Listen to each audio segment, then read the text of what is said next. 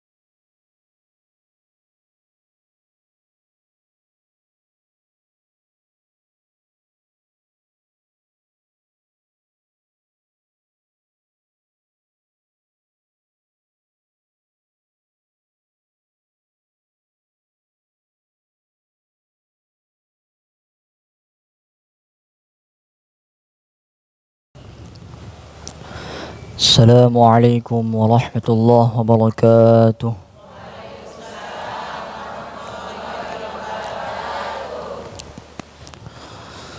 A'udzu billahi minasy syaithanir rajim. Bismillahirrahmanirrahim. يا أيها الذين آمنوا كونوا قوامين لله شهداء بالقسط ولا يجرمنكم شنآن قوم على ألا تعدلوا اعدلوا هو أقرب للتقوى واتقوا الله إن الله خبير بما تعملون وعد الله الذين آمنوا وعملوا الصالحات لهم مغفرة وأجر عظيم صدق الله العظيم. Assalamualaikum warahmatullahi wabarakatuh.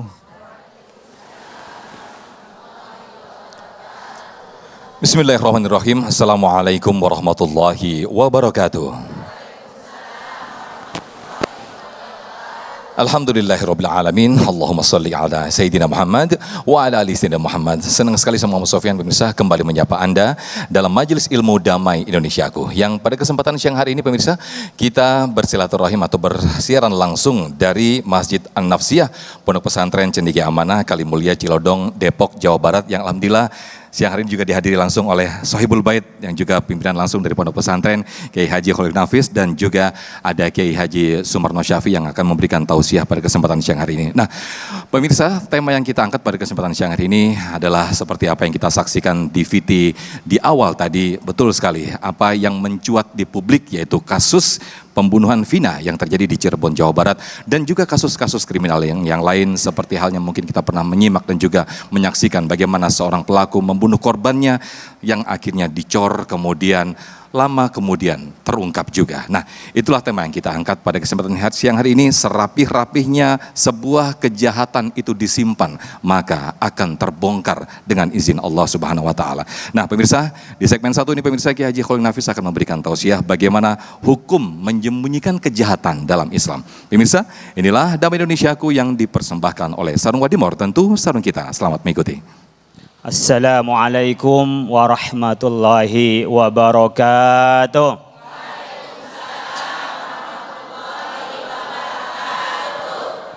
Bismillahi masya Allah, la yasukul khaira illallah. Bismillahi masya Allah, la yasrifu su'a illallah. Bismillahi masya Allah, ma bikum min ni'matin faminallah. Bismillahi masya Allah, la haula wa la quwata illa billah. Subhanaka la ilma lana illa ma'allamtana innaka antal alimul hakim. Bapak Ibu sekalian, tadi dijelaskan tentang bagaimana kita berkewajiban untuk menyerukan kebaikan. Tidak boleh kita bersekongkol untuk keburukan. Ibu bapak sering melihat kemungkaran? Sering enggak? Seperti apa? Jadi jangan menyembunyikan, sepinter-pinter kita menyembunyikan sesuatu pasti akan terungkap. Kalau tidak terungkap di dunia, pasti terungkap di akhirat. Biasanya orang yang biasa berbuat maksiat itu sulit Bapak Ibu sekalian merasakan pedihnya maksiat. Nyaman. Biasanya bohong sekali kepada bapaknya, uang belanjanya enggak habis dibilang habis. Ibu ada yang begitu enggak? Ada. Ini kayaknya senyumnya lebar ini. Pengalaman kayaknya. Itu berarti awal-awal itu gemetar, takut gitu ya, awal-awal. Tapi lama-lama kok jadi biasa itu Bapak sekalian. Itu yang kecil. Demikian juga tadi soal pembunuhan. Jadi mulai masyarakat ini ada, mulai manusia itu ada Ibu Bapak sekalian, pembunuhan itu sudah ada. Contohnya siapa?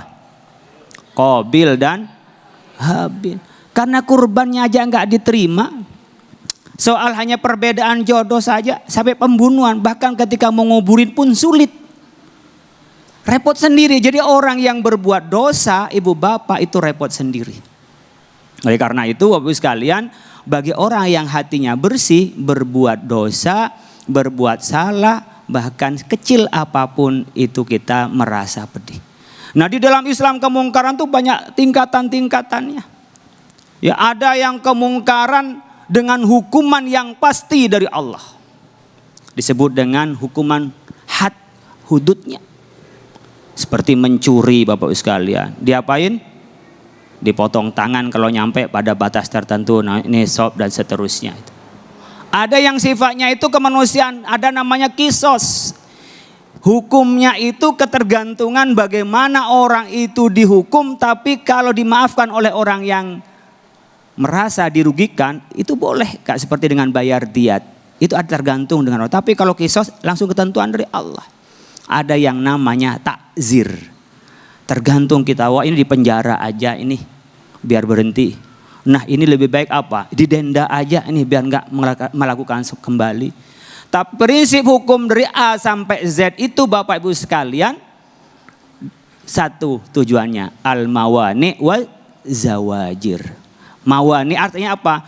preventif. Kalau ada temannya yang dihukum, ingat, kalau membunuh di penjara loh. Kalau di sini, kalau di sana yang menggunakan hukum kisos langsung, kalau membunuh apa? Langsung dipenggal. Kalau tidak diampuni oleh keluarganya dengan bayar diat. Akhirnya orang menjadi takut. Dan begitu juga orang yang berbuat dosa, tidak lagi orang yang berbuat pidana juga tidak mengulangi kembali. Oleh karena itu Bapak Ibu sekalian, ini hukuman biar dia yang mengerjakan tak mengulangi kembali, orang yang tak pernah berbuat dosa itu tidak melakukan. Itu tujuannya. Tapi tadi mamanya ada yang masih dikejar Pak, ada tinggal satu orang. Kiai Sumarno sangat mengikuti kasus ini. Saya nggak tahu ada hubungan apa dengan beliau. Nanti tunggu saja beliau ceramahnya apa Bapak sekalian. Ini beliau nanti detil ini. Karena beliau itu termasuk bagian dari penasihat para artis. Ya. Beliau ini. Nah, Ibu Bapak sekalian, kalau kita yakin adanya Allah, maka kita jangankan kita ini Bapak berbuat dosa, mau melindungi orang yang berbuat dosa, itu enggak boleh. Dalam hukum pidana kita sudah jelaskan. Orang yang bersekongkol dengan kejahatan, dia juga sama mengerjakan kejahatan. Begitu juga kita, kalau ada orang berbuat jahat, kemudian dikejar-kejar oleh aparat, disembunyikan di rumah kita, kita juga kena oleh aparat, demikian juga oleh Allah Subhanahu wa ta'ala. Ibu bapak kalau tahu bagaimana Bani Israel, lu'inal ladzina kafaru min Bani Israel ala lisani Daud wa Isa bin Maryam, dzalika bima asaw wa kanu la yatanahawna an munkarin fa'aluhu wa hum labi sama kanu yaf'alun. Orang Bani Israel itu terburuk Bapak Ibu sekalian karena mereka berbuat dosa dan mereka itu melampaui batas. Kanu la yatanahawna an munkarin fa'aluhu. Mereka tak pernah ada yang menolak kalau ada keburukan. Tak pernah mereka itu juga melarang kalau ada keburukan. Bahkan mereka itu bersama-sama melakukan keburukan. Oleh karena itu kita tidak boleh bersekongkol di dalam kejahatan. Kita harus menolak. Maka kita ada amar ma'ruf nahi mungkar. Kalau ada ustadz, kadang-kadang cawe-cawe ini ada kemungkaran. Lalu ustadz mengatakan, lalu ustadz berdakwah. Allah ustadz, gak usah peduli sama kita lah. Urusin aja anaknya. Urusin istrinya, urusin keluarganya, ngapain ngurusin kita, urusin diri sendiri. Itu nggak benar Bapak Ibu sekalian kata-kata itu. Yang benar gimana? Kita harus bil mau'izatil hasanah. Ya, bil hikmah, dengan baik. Caranya saja yang harus kita pelihara, jangan sembrono kita. Kita harus melakukan itu, tapi dengan cara baik. Kalau sekiranya menimbulkan mungkar lebih gede, ya kita kadang-kadang as-sukut adalah at'aful iman. Man ra'a minkum mungkaron falyughayyir biyadihi. Kalau yang punya kekuasaan bisa langsung dengan kewenangannya dihapus. Fa lam yastati fa bilisani, ngomong kayak kiai ini kerjaannya ngomong, saya kerjaan ngomong karena saya enggak punya tanda tangan.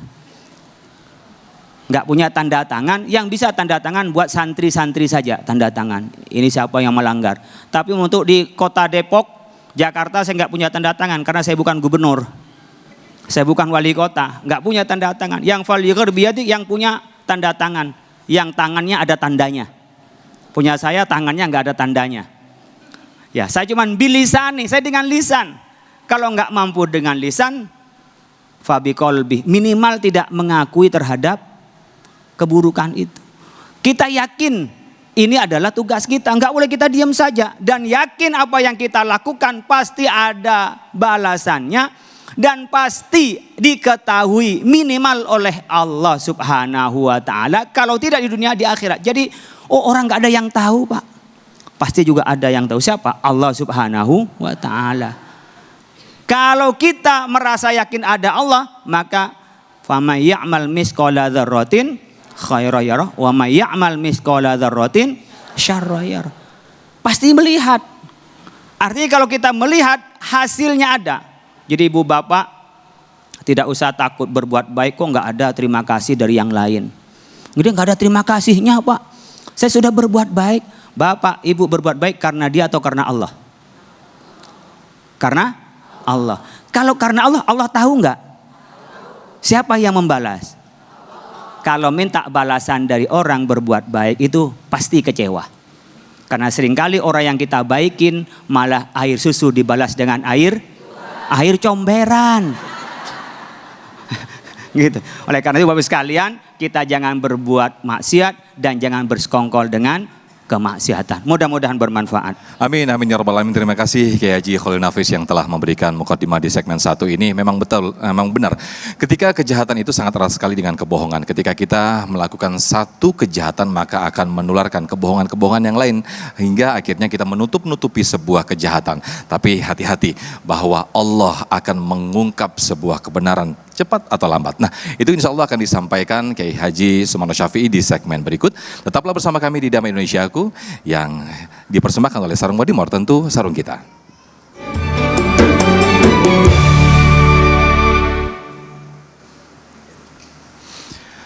Baik, alhamdulillahirabbil alamin, masih di Damai Indonesiaku dengan tema yang sangat menarik sekali, yang menjadi perbincangan saat ini, bagaimana sebuah keburukan, serapi-rapinya kejahatan pasti akan terbongkar juga. Nah, tadi Kiai Khalil telah memberikan tausiah bagaimana hukum dalam Islam menyembunyikan kejahatan. Nah, Kiai Sumarno akan menyampaikan bagaimana Allah akan mengungkap sebuah kebenaran. Ini Kiai Sumarno mana tadi ya?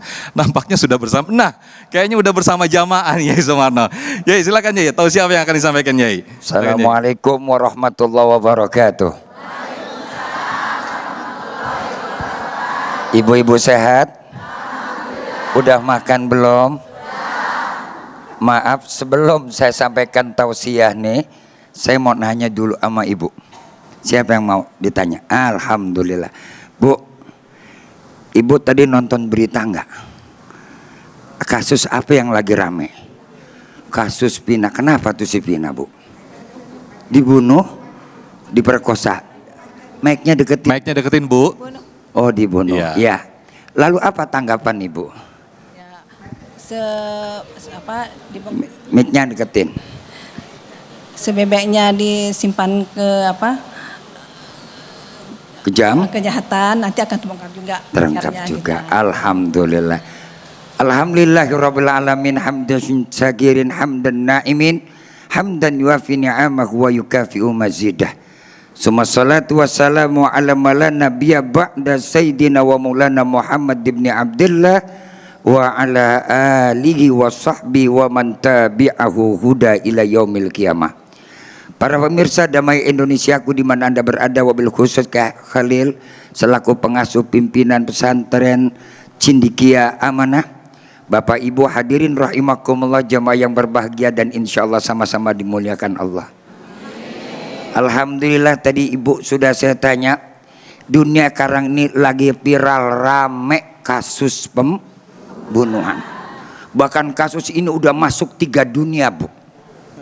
Dari dunia alam nyata sampai ke dunia alam gaib dan dunia maya. Iya, Pak ya. Heboh nggak tuh kasus? Ini kasus yang ngebunuh orang sampai masuk ke alam dunia iblis, dunia gaib.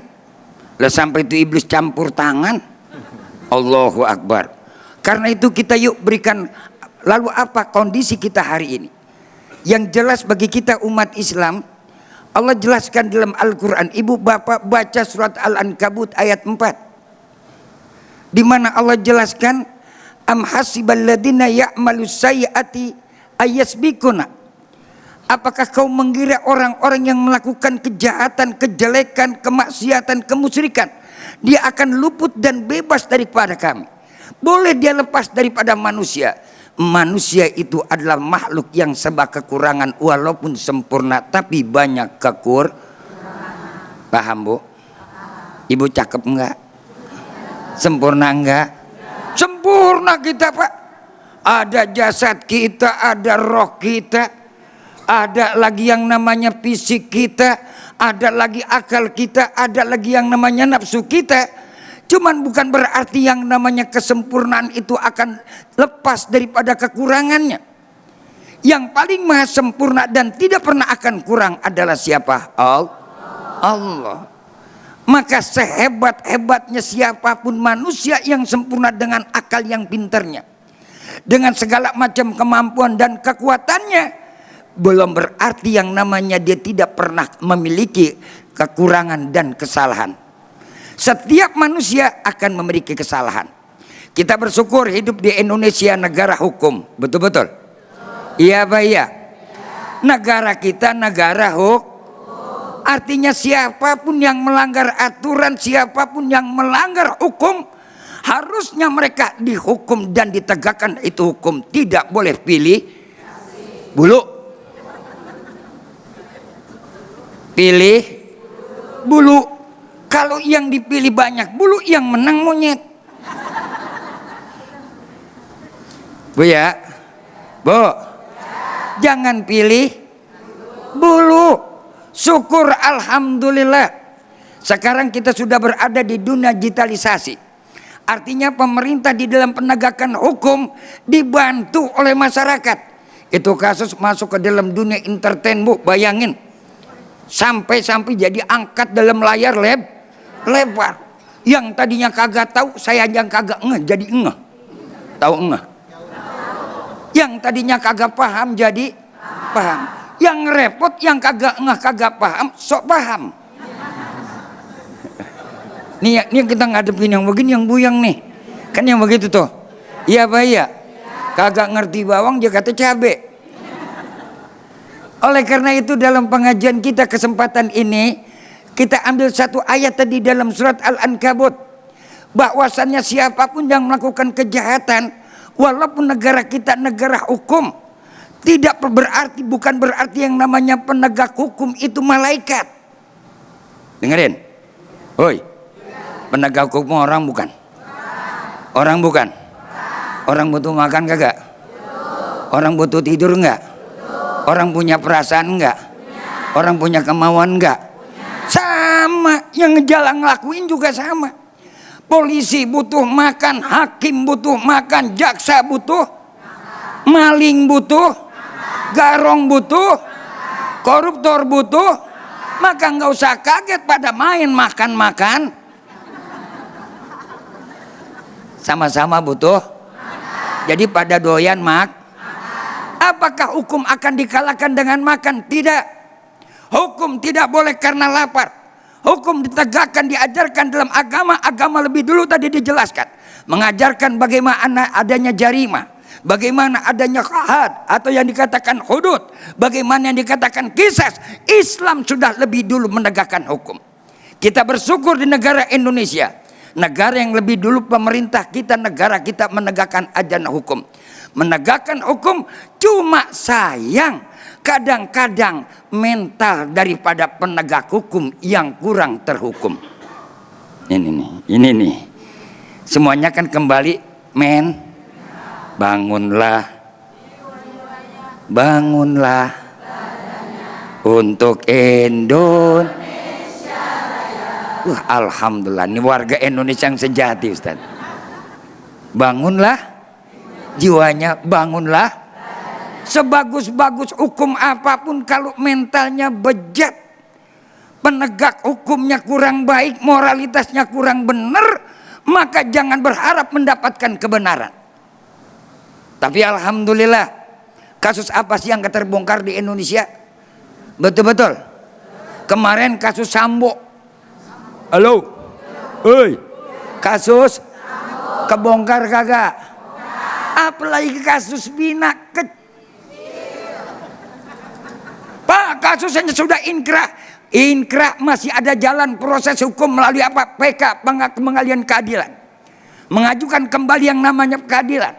Dengan apa? Dengan nanti diminta oleh para penegak hukum, baik itu yang mereka pelakunya, apakah mereka para korban-korban yang masih hidup, dan juga para saksi-saksinya.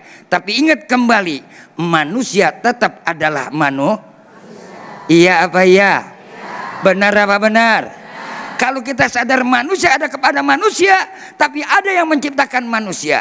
Summa radatnahu asfala safilin ilal ladina amanu wa amilus solihati falahum fama yukadzibuka ba'du bidin alaisallahu biahkamil. Orang boleh sembunyi dari mata orang, Manusia boleh berrekayasa, boleh bikin sinetron, boleh bikin sandiwara. Di mata Allah semuanya kita tidak akan bisa berpaling. Wa in tubdu ma fi anfusikum au tukhfuhu yuhasibkum. Duit laki boleh disembunyiin. Uang suami boleh diumpetin. Suami boleh kagak tahu. Ada siapa yang lihat? Ada Allah yang tahu. Ilam takun tarah fa innahu yaraka. Walaupun kau tidak bisa melihat Allah, tapi ingat Allah akan melihat kita dan kita akan dibawa ke pengadilan Allah. Terus lanjut. Pengen nambah? Ikuti segmen berikutnya. Masya Allah, udah cocok banget nih jadi host nih. Saingan nanti. Baik, terima kasih ya Sumarno yang sudah berinteraksi langsung dengan jamaah. Enak ya kalau langsung bisa dekat dengan jamaah ya. Aduh, kalau dari lu begini manis nih. Udah manis nih. Nah, jangan khawatir pemirsa dan juga jamaah. Nanti kita ada sesi tanya jawab yang mana jamaah bisa langsung menanyakan sejumlah pertanyaan berkaitan dengan tema kita. Serapi-rapinya sebuah kejahatan pasti akan terbongkar juga. Anda bisa bertanya dan juga nanti para guru-guru kita, kiai juga bisa langsung bertanya langsung terkait dengan pengalaman, mungkin pernah menyembunyikan kejahatan, pasti akan terbongkar ya. Nah, nanti kita akan kita akan perdalam lagi di sesi tanya jawab. Tetaplah bersama kami di Damai Indonesia.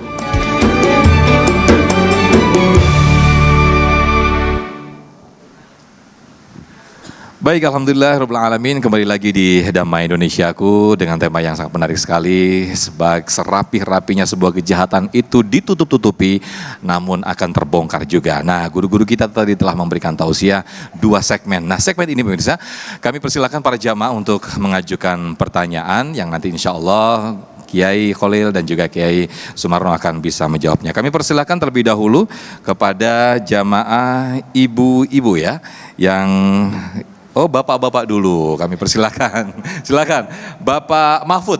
Silakan Pak Mahfud. Ya, Bismillahirrahmanirrahim. Assalamualaikum warahmatullahi wabarakatuh. Waalaikumsalam warahmatullahi wabarakatuh. Ya, menarik sekali tema hari ini. Kenapa kami punya pengalaman dari teman-teman yang kena korban. Itu lapor polisi, tapi karena dia menarifkan rupiah, dia langsung dicabut, udah nggak usah dah, nggak jadi laporan karena nggak punya duit. Kenapa orang yang punya duit bisa mengungkap kasus, tapi yang nggak punya duit itu susah mengungkap kasus. Kedua, saya sering jalan-jalan tengah malam. Kalau bareng-bareng di pengajian, saya itu pede banget. Nah, ini teman saya itu kebetulan sakit. Akhirnya saya sendirian. Saya bingung nih, mau jalan dekat kuburan. Sedangkan di situ sering terjadi garong. Bagaimana trik untuk meyakinkan kami dan tidak terjadi apa-apa ketika kami jalan. Wassalamualaikum warahmatullahi wabarakatuh. Waalaikumsalam warahmatullahi wabarakatuh. Nah, mungkin nanti bisa dijawab oleh Kiai Haji Sumarno. Ini mungkin banyak kasus yang mungkin bisa harusnya terungkap. Nah, mungkin ada beberapa proses-proses yang harus dilalui yang itu mungkin tidak mudah ya. Silakan ya, mungkin bisa langsung berinteraksi dengan jamaah, boleh juga ya, silakan. Alhamdulillah, terima kasih atas pertanyaannya. Sesungguhnya penegakan hukum adalah suatu hal yang merupakan menjadi keharusan.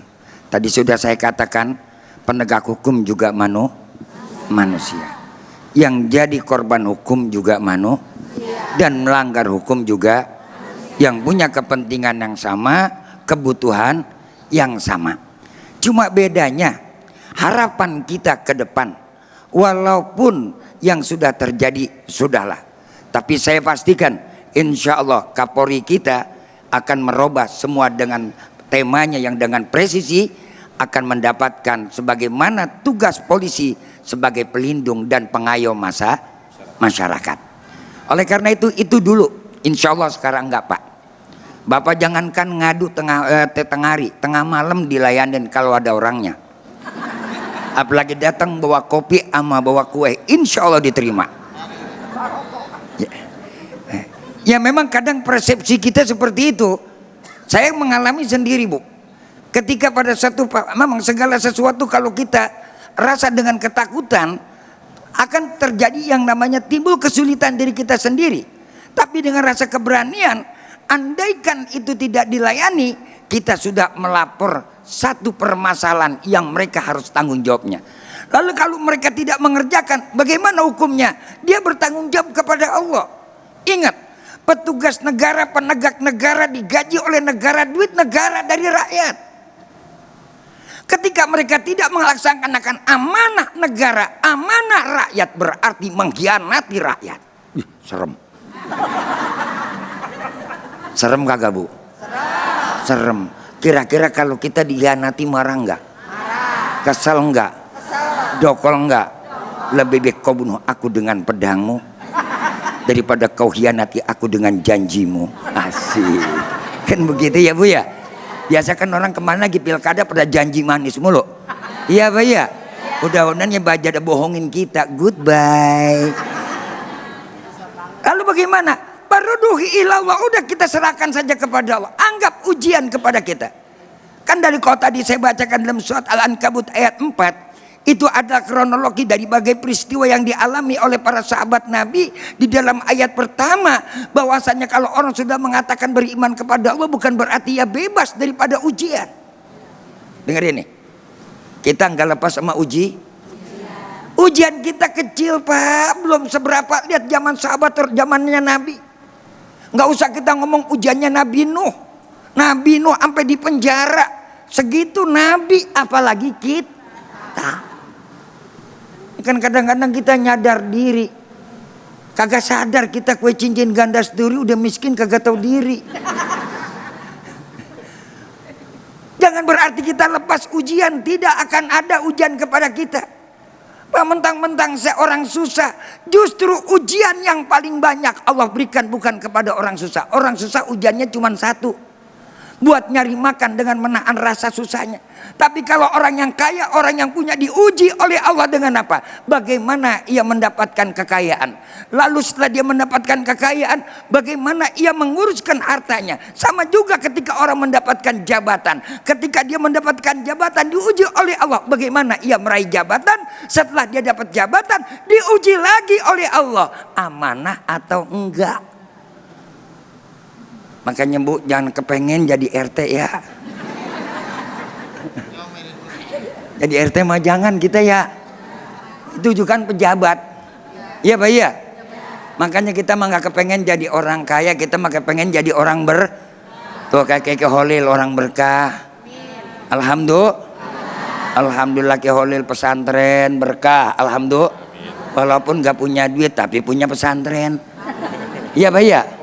Kau tahu ya emang kita di pesantrennya? Iya Pak ya.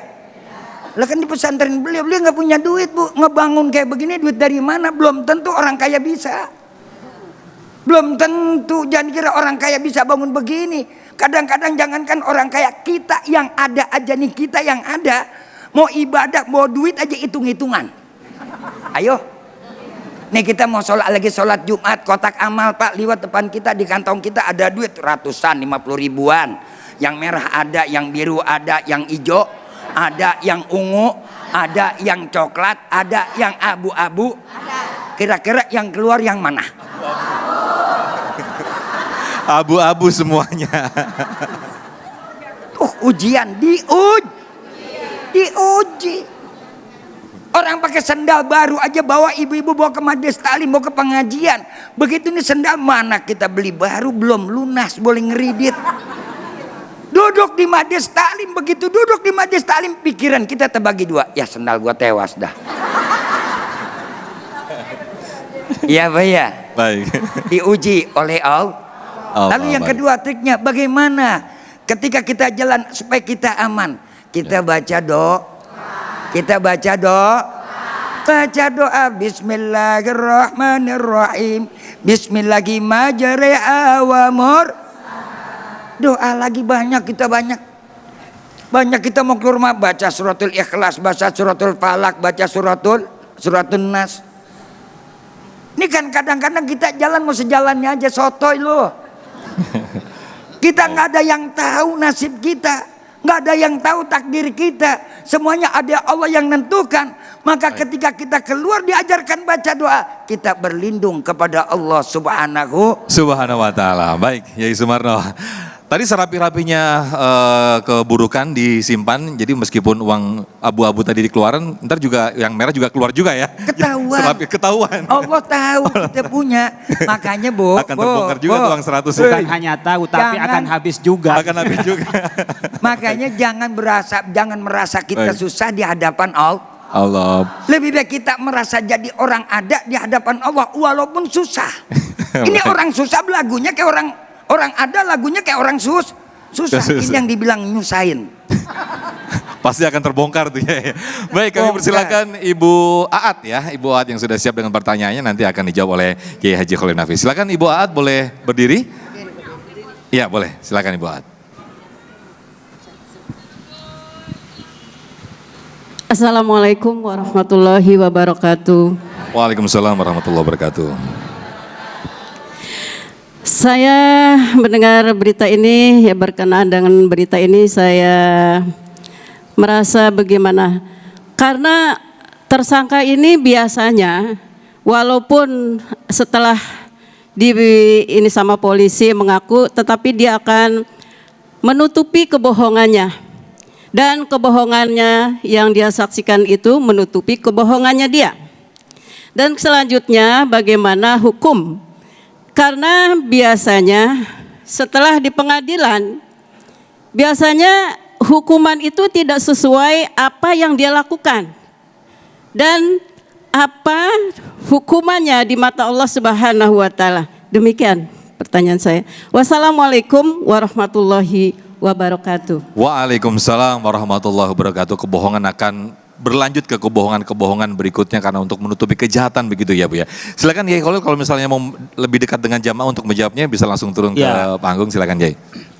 Ibu, jangan pernah nanya kepada orang yang berbohong, mengapa kamu berbohong? Ya, jangan tanya. Kemudian apa ditanya, apa alasannya kamu berbohong? Apa tandanya? Jangan tanya. Karena jawabnya juga bohong lagi, Bu. Maka kuat hari ini jangan pernah nanya alasan kepada orang yang berbohong dan jangan nanya termasuk landasannya orang berbohong karena jawabannya bohong lagi. Oleh karena itu Bapak Ibu sekalian, Nabi Muhammad SAW diberi sifat yang pertama adalah sifat apa Bu? Jangan-jangan udah lupa ini. Sifat sidik, jujur, sidik, amanah, tabligh, fatona. Jujur dulu. Nah kalau orang sudah jujur itu landasan dia untuk jadi orang baik. Kalau dia orang jujur ingin memperbaiki, kalau dia buruk itu akan menjadi orang baik. Tapi kalau dari dia sudah salah dan kemudian dia sudah bohong, maka akan berlanjut dengan kebohongan-kebohongan lagi. Kalau memberi pendidikan karakter kepada anak-anak kita sebelum soal hukum tadi, berilah pendidikan karakter yang pertama adalah jujur kepada anak. Kamu boleh nak berbuat salah, boleh kamu berbuat dosa. Bukan berarti memperbolehkan, artinya tergelincir berbuat dosa. Artinya mungkin tergelincir. Tapi yang harus ditanamkan karakternya kepada anak kita, kamu jangan berbohong. Karena kalau dia mau jujur, dia berarti mau memperbaiki. Oh mamanya nggak sholat, kan dosa. Berarti nggak sholat dia, iya. Mau nggak dia mengatakan, oh ya saya belum sholat. Tapi kalau anak kita nggak sholat, terus nggak bisa jujur tuh dia tidak sholat, susah untuk memperbaiki. Kenapa? Dia akan kucing-kucingan. Terus anak kita menjadi pembohong dan bohong. Tapi kalau orang berbuat salah atau berbuat dosa, dia mau jujur, ada pintu untuk bertaubat. Ya, ini kok pada diem semua ini? Karena kebiasaan bohong juga kayaknya. Mikir iya saya banyak bohong juga gitu ya. Jadi bagaimana kalau orang berbohong? Makanya Bapak Ibu sekalian, kita tidak boleh membuka aib orang lain. Gak boleh, bahkan kita ini berbuat sesuatu yang membuat orang ghibah kepada kita hindari. Tetapi kita boleh buka aib orang lain di mana? Depan pengadilan. Di depan hakim. Itu kita harus membuka untuk apa? Untuk mencari kebenaran dan menetapkan hukum dengan benar. Saya ingatkan nih kepada para hakim. mayoritas para hakim itu masuk neraka. Hanya sedikit para hakim itu penegak hukum yang masuk surga. Ngerimis juga nih. Meringis juga ini ya. Iya, al-qada'u salasah. Hakim penegak hukum itu ada 3. Kata Nabi, isnani finnar wa wahidun fil jannah. Jadi kalau ada 3, 2 masuk neraka, 1 yang masuk surga. Berarti lebih banyak masuk. Pada berebut pengen jadi hakim nih. Iya, berebut itu jadi hakim. Padahal lebih dekat pada neraka. Apa yang pertama? Pertama, la ya'rifur haqqah wa huwa yaqdi bihi. Dia tidak tahu pada kebenaran, kemudian dia menghukumi dengan ketidaktahuan itu. Nggak tahu mana yang benar. Saya kan tahu kasus tadi itu yang diberitakan di VT. Benar, saya tidak paham mendalam. Kalau Yai Sumarno hafal betul. Jadi kalau diangkat jadi hakim, beliau lebih tepat dari saya. Saya nggak bisa jadi hakim kasus tadi di VT itu, saya nggak begitu ngerti. Cuman sekilas pembunuhan dicari. Kalau beliau sampai tahu soal dukun mendukunya, tahu beliau. Nah, tidak tahu menghakimi. Yang kedua adalah ya'riful haqqa, ya'lamul haqqa wa huwa yaqdi bima khalafahu. Dia tahu yang benar, mana kebenaran, tapi dia menghukumi dengan yang berbeda itu. Kenapa? Karena ada kepentingan. Tadi ada syai'unnya. Ada sesuatunya, ada uangnya, ada kepentingannya. Yang benar ini loh, yang salah ini. Tapi yang benar disalahkan, yang salah dibenarkan. Karena apa? Karena ini cuan. Ada kan juga kepentingan keluarga. Yang ketiga adalah orang yang tahu itu benar, kemudian menghukumi dengan yang benar. Itu yang masuk surga. Masuk surga. Jadi kalau orang yang bohong udah pasti apa menurut Allah? Ya Allah pasti akan memberikan adab pada berbuat dosanya dan adab terhadap kebohongannya. Baik, terima kasih Kiai Haji Khalil. Sebetulnya ini secara umum juga tidak hanya pada kasus yang sekarang segera mencuat Vina ya, tapi lebih ke bagaimana banyak kasus kriminal yang lain atau mungkin kasus-kasus sebuah kejahatan yang itu sebetulnya ditutup-tutupi, maka lambat atau cepat Allah akan membongkar, Allah akan memberitahukan kepada khalayak dan insya Allah kebenaran akan terungkap. Nah, kita akan bahas lebih selengkapnya dan nanti para guru-guru kiai juga kembali bisa interaksi dengan para jamaah, langsung turun ke jamaah di segmen berikut. Tetaplah di Damai Indonesiaku.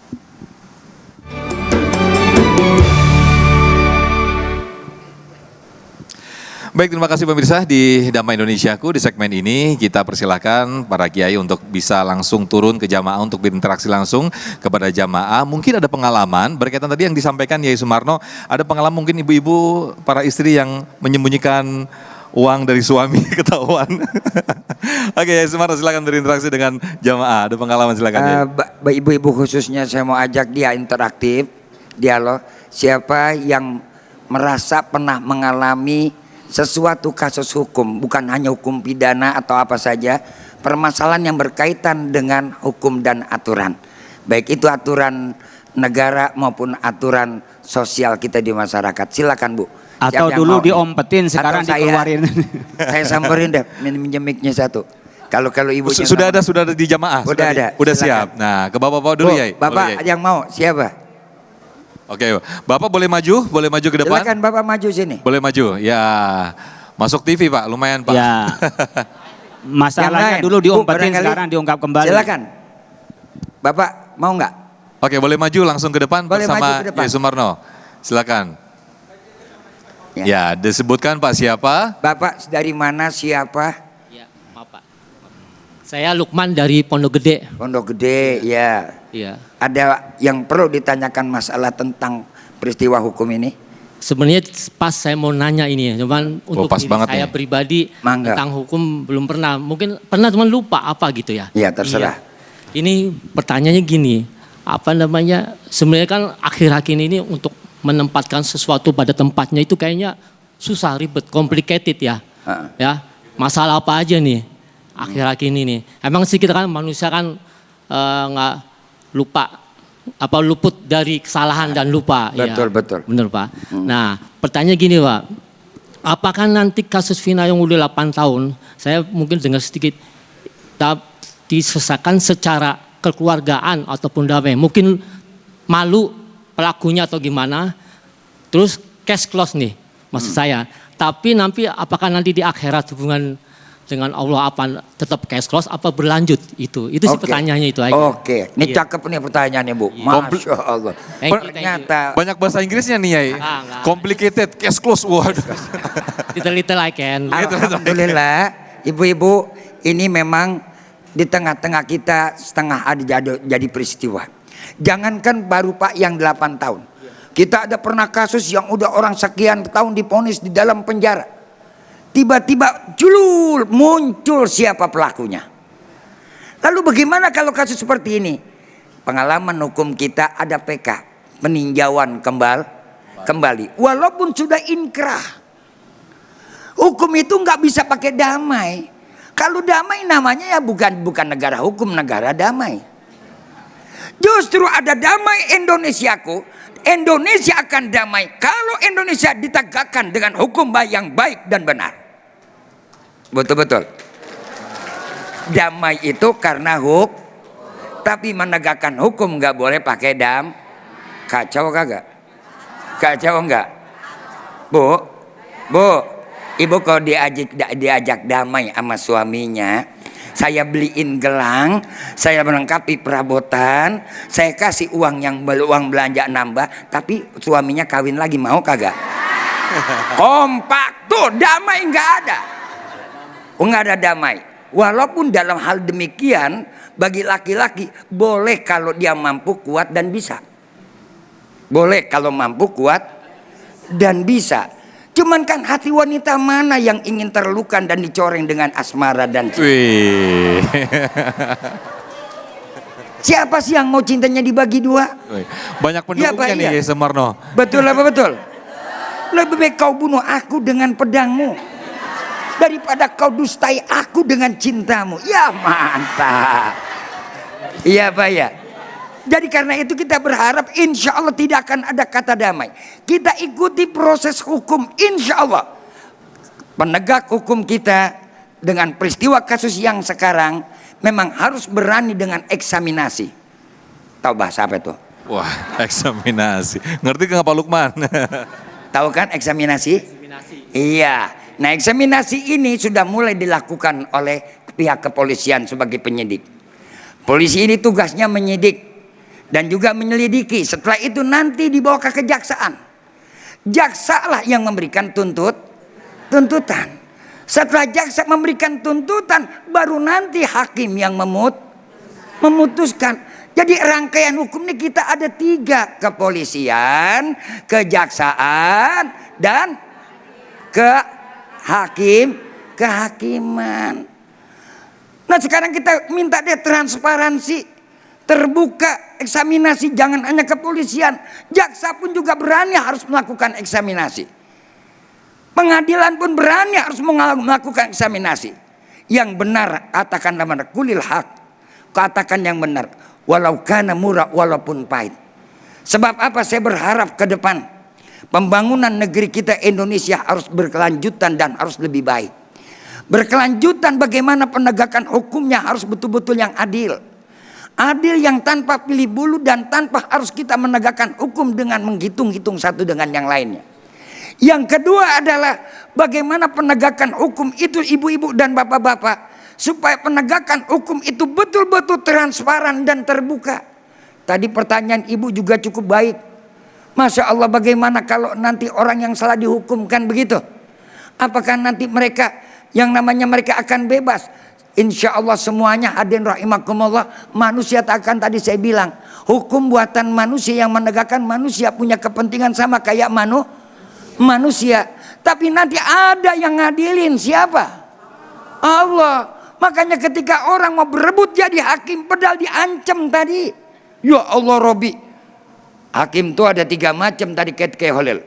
Isnani finar, 2 di neraka, yang 1 masuk surga. Biar dia tahu kalau punya kepentingan bisa berubah tuh pengetahuan sama kepentingan. Contoh begini Bu. Ibu lapar. Ibu lapar. Iya Pak ya. Begitu ibu lapar, suami ibu pulang dari kantor atau dari tempat dagang kagak bawa duit. Kira-kira bagaimana kondisinya? Marah kagak? Marah enggak? Kan gak ada urusannya. Kenapa? Karena lapar, temperamen suami jadi sasaran. Sama juga penegak hukum, kadang-kadang bukan dia nggak tahu hukum, bukan dia nggak pelajari itu kasus, tapi karena ada tekanan yang terjadi di rumah tangga, dan juga ada kepentingan kebutuhan. Oh maaf, saya juga manusia. Nih saya ustadz nih bu, nih ustadz. Diundang ceramah sama orang, datang yang ngundang lagi nih, waktu yang sama dikasih, ditawarin, Kiai udah ke tempat saya dulu dah. Kenapa? Pokoknya amplopnya gedean. Kan kita ngitung. Jujur saya Pak, ini kejadian saya manusia. Lah Ustadz juga Kira-kira yang duluan ngundang kita datengin, apa yang gedean dulu kita datengin? Akhirnya terbongkar juga. Lah kan kebongkar juga kan. Ini kan jujur. Udah deh semua ustadz dan pada bohong, sama lu juga Pak deh. Betul-betul. Kebetulan di rumahnya bininya lagi meronyong mulut tuh atau meronyong. Apaan? Ngomel. Lagi ngomel mulu gara-gara begitu bininya ikut ngaji, gelangnya modelnya ketinggalan. Iya Pak ya. Pulang ngomong gitu sama lakinya.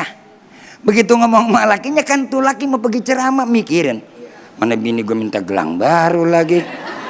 Ini undangan lumayan juga. Kira-kira ke yang duluan dulu apa ke yang gedean dulu dah? Si bini ngomong, Pak ini kan sudah terima undangan Pak dari sono kemarin. Maka katanya di gedean Pak, lumayan kan Pak. Tuh begitu. Padahal dianya juga udah nerima. Nggak bakal tuh. Ini manusia sama. Ustadz aja manusia. Makanya ketika terjadi adanya kekeliruan dalam penegakan hukum, pertama bukan kita biarkan, tapi ada tugas kita apa? Memperbaiki. Karena kita cinta Baik, Masya Allah, terima kasih Kiai Sumarno. Langsung berinteraksi dengan para jamaah. Nah, pertanyaannya kita kembali ke tema yang berkaitan dengan serapih-rapinya sebuah kejahatan pasti akan terbongkar juga. Nah, bagaimana ketika kita mengkondisikan hati kita untuk ikhlas bahwa biarlah kejahatan ini pasti akan terbongkar. Biarlah sudah disimpan rapi. Misalnya kita yang terzolimi nih Kiai. Kemudian kita sebagai orang yang terzolimi, sebagai orang yang merasakan kejahatan begitu ya. Nah, bagaimana kita ikhlas, mengkondisikan hati kita untuk ikhlas, insya Allah akan dibongkar oleh Allah Subhanahu Wa Taala. Dijawab nanti Yai, nanti gilirannya Kiai Kholil Nafis yang langsung berinteraksi dengan jamaah.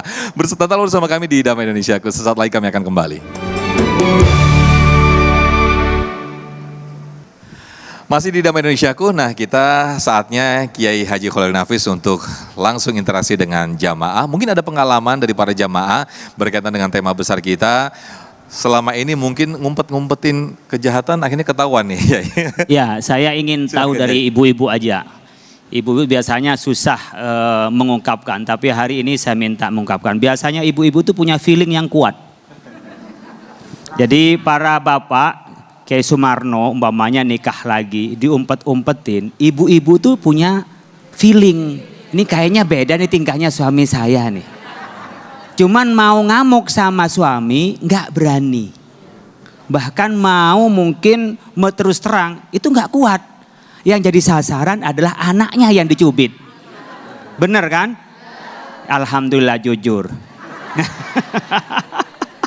Ibu ada yang punya pengalaman barangkali sudah coba sama saya itu diumpetin. Tapi lama-lama juga terbongkar. Saya ingin memberikan inspirasi Bapak Ibu sekalian bahwa dalam kehidupan kita itu bukan hanya manusia tapi ada Allah. Kemudian Allah tuh bisa saja menutupi, Allah mastur auratina, minta ditutupin. Tapi satu saat demi maslahat Allah membukanya demi kemaslahatan. Ada yang mau bercerita? Oke, Ibu. Alhamdulillah. Ibu siapa? Ibu Titin. Ibu Titin kayak pengacara ya. Ya silakan Bu Titin. Assalamualaikum warahmatullahi wabarakatuh. Waalaikumsalam. Wabarakatuh. Saya mau nanya Pak Ustadz, saya kan punya kesalahan sama suami nih, besar menurut saya. Tapi kalau mau disampaikan takut jadi bumerang, nggak disampaikan jadi dituin kayak dosa. Itu apakah itu termasuk kejahatan? Nah, Itu apa dulu yang disembunyiin terus Ya ketawa? pokoknya ada gitu Pak Ustadz. Kasih tahu ah. Apa kejahatannya, ngumpetin apa tuh uang belanja apa itu ya. Tapi kalau rahasia nggak apa-apa, nggak usah dibuka. Udah itu aja Pak Ustadz. Makasih Pak Ustadz. Kayaknya masih ada yang diumpetin nih kayaknya nih. Jadi ibu ya nggak apa-apa, semuanya suatu saat ya dengan suami. Itu suami paling gampang diajak ngomong kalau sambil tidur-tiduran. Apalagi pas malam Jumat. Itu lepas sekali itu, mau ngomong salah apa saja itu suami biarin, mau biarin gitu. Jadi harus tahu bagaimana ritme suami. Bisa saja ibu bapak itu jelasin, saya dulu pernah begini, begitu. Nah saya sekarang mau mengungkapkan, saya pernah berbuat salah, saya tobat, mohon dia maafkan ya gitu. Mungkin bisa saja malam lebaran, ya kan pas lagi maaf-maafan kan. Lagi tenang baru puasa, ya Allah mas saya sudah pernah begini, ya saya mau minta maaf. Atau dengan tidak langsung bisa saja, saya minta maaf mas, saya mungkin banyak salah, ada begini saya mungkin gak disebutkan, tapi niat taubat kepada Allah Subhanahu wa taala. Semua kita khata'un, wa khairul khata'in at-tawwabun. Jadi sebaik-baik kita orang yang banyak berbuat salah adalah bertobat. Tapi harus yakin ibu, bahwa apapun disembunyikan lama-lama pasti juga ketahuan. Jangan dikira nggak akan ketahuan. Ya, Allah Maha tahu, Allah kadang-kadang buka. Tapi ada yang ditutup ketika dia tobat, udah nggak usah dibuka lagi. Gitu polanya. Jadi sekarang jangan pernah ngumpetin uang belanja ya. Kalau memang ada. Kalau memang nggak ada bilang nggak ada. Bagi suami ini paling repot kayak saya ini. Jadi suami itu kalau ngasih uang belanja, kok belum waktunya udah minta uang belanja lagi. Kemudian kita nanya, uang belanja kemarin kemana? Gak usah nanya-nanya. Gak ikhlas kasih uang belanja ya sama. Jadi tragis, udah ngasih uang belanja, pas nanya aja nggak boleh, jangankan minta, nanya aja nggak boleh, dianggap nggak ikhlas gitu ya. Nah Bapak Ibu sekalian, ini satu contoh. Kita ya lebih baik jujur. Kalau umpamanya aib yang tidak baik diungkap ke orang luar, jangan diungkap, cukup kita bertobat kepada Allah Subhanahu wa taala. Mudah-mudahan terus Allah tutup, terus ditutup karena kita bertobat. Tapi satu saat tetap itu terbongkar. Di hadapan Allah ada, tapi Allah maafkan. Tapi kalau dosa kepada orangnya belum memaafkan, itu Allah tidak akan memaafkan. Semua dosa seperti hari Arafah, ya Allah ampuni dosa. Kita minta ampun di Ramadan, diampuni seluruhnya. Kecuali satu, yaitu dosanya kita antar manusia. Saya kasih waktu lagi, ada yang mau cerita ibu bapak yang mau cerita tentang pengalamannya? Silakan ibu. Silakan. Ibu siapa? Ya, mic-nya boleh digeser. Silakan berdiri bu. Ibu siapa ini? Assalamualaikum warahmatullahi wabarakatuh. Waalaikumsalam warahmatullahi wabarakatuh. Nama saya Yanti. Ibu Yanti ya.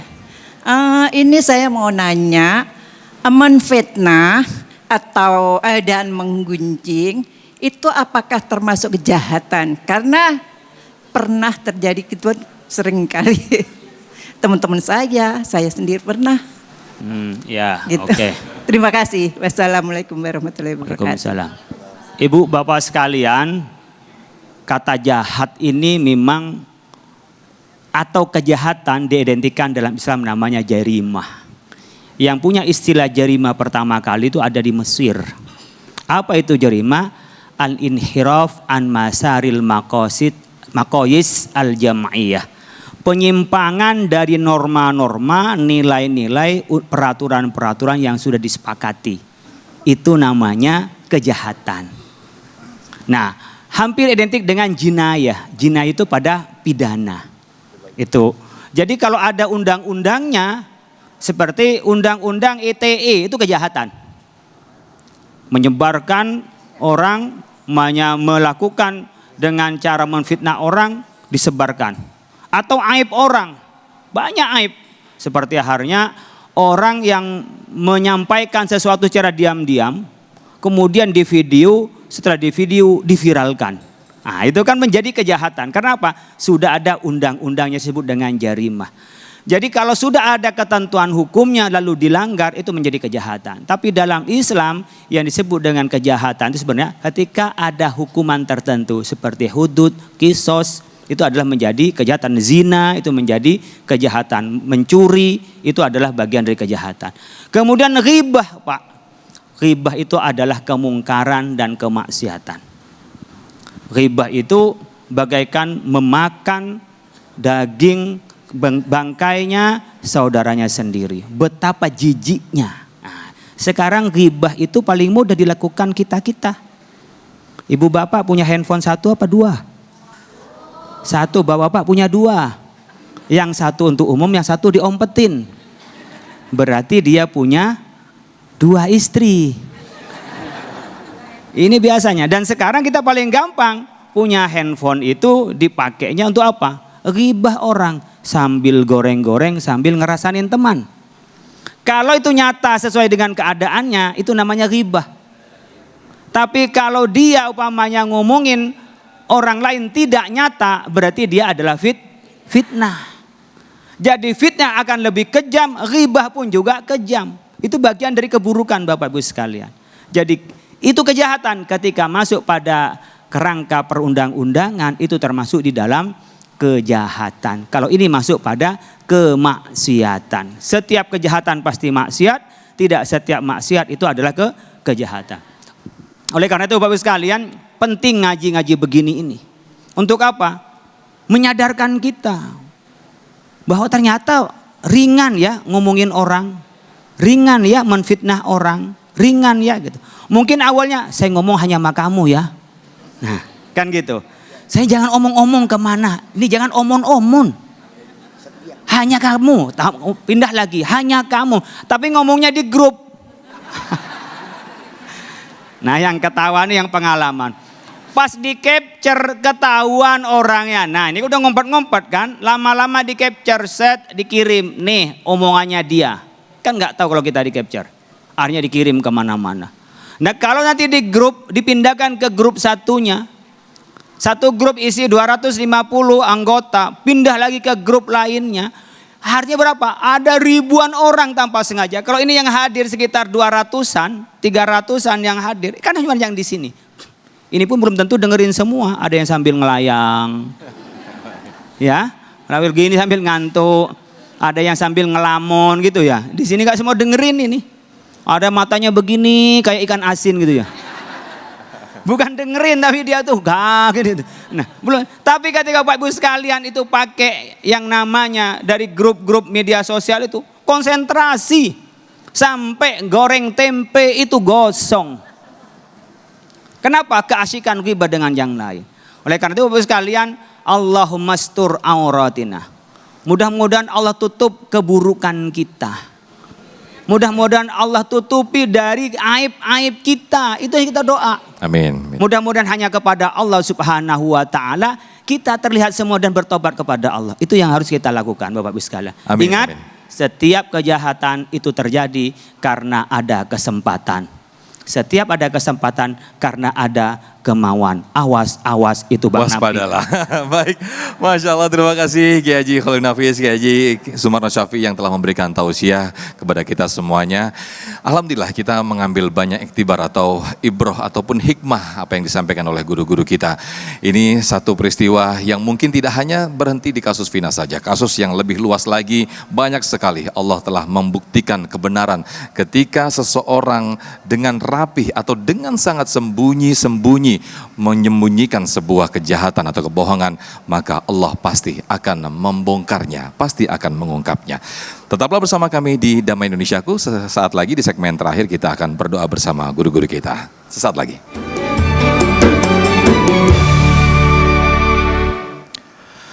Baik, di segmen akhir ini sebelum kita akan berdoa bersama-sama yang akan dipimpin oleh Sohibul Bait Kiai Haji Khalil Nafis. Nah, kita akan dengarkan terlebih dahulu kesimpulan dari tema besar kita yang insya Allah akan disampaikan oleh Kiai Haji Sumarno Syafi'i. Silakan Kiai. Ibu bapak saudara hadirin rahimakumullah, belajarlah kita dengan kasus yang ada. Janganlah kita belajar membuat kasus. Segala sesuatu yang kita lakukan dan kita perbuat di alam dunia ini semuanya ada perhitungan dan bakal dihitung oleh Allah. Luput dari tatanan hukum yang dibuat oleh manusia, tapi tatanan yang sudah Allah tentukan dalam aturan dan hukumnya, kita tidak pernah akan bisa lari daripada ketentuan Allah.